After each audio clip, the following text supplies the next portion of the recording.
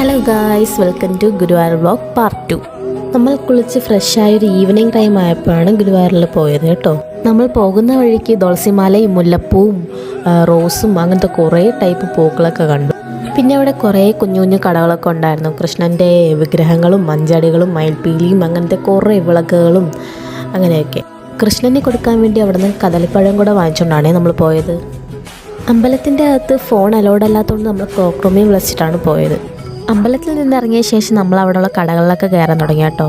അവിടെ കുറേ ഐറ്റംസ് ഉണ്ടായിരുന്നു. ഫാൻസി ആയാലും ഡോൾ ഐറ്റംസ് ആയാലും കൃഷ്ണൻ്റെതായ കുറേ കാര്യങ്ങളായാലും അങ്ങനെ നമ്മൾ സാധനങ്ങളൊക്കെ വാങ്ങിച്ചുകൊണ്ടിരുന്നപ്പോഴാണ് അതുവഴി കൂടെ ഒരാൾ നടന്നു പോയത്.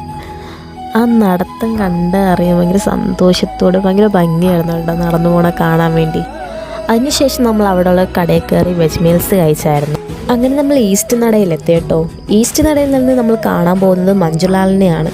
അങ്ങനെ നമ്മൾ നേരെ മഞ്ജുലാലിൻ്റെ അടുത്തെത്തി. അവിടെ ഒരു വലിയ ആലുണ്ടായിരുന്നു. ഈ ആലിന് മുമ്പിലാണ് ഒരു മഞ്ജുലാലിൻ്റെ ഒരു പരിന്തിൻ്റെ ഇതുള്ളത്. നമ്മൾ കുറച്ച് നേരം അവിടെയൊക്കെ നിന്നിട്ട് നേരെ ക്ഷേത്രത്തിൻ്റെ അകത്ത് തന്നെ പോയപ്പോൾ അവിടെ ആന ഉണ്ടായിരുന്നു കേട്ടോ. 2 ആന അവിടെ കൊണ്ട് കെട്ടിയിട്ടുണ്ടായിരുന്നു. അങ്ങനെ കുറേ നേരം നമ്മൾ ആനേനെയൊക്കെ നോക്കി അവിടെ കുറേ നേരം അങ്ങ് സ്പെൻഡാക്കി.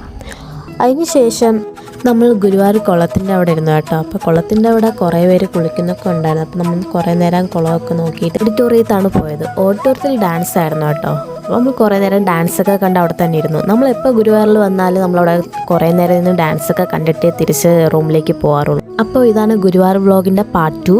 പാർട്ട് 3 വ്ളോഗും കൂടെ ഉണ്ട്. അത് ഓഫ് ടു ഗുരുവായൂരാണ്. അപ്പോൾ നെക്സ്റ്റ് വീഡിയോ കാണാം. Bye bye.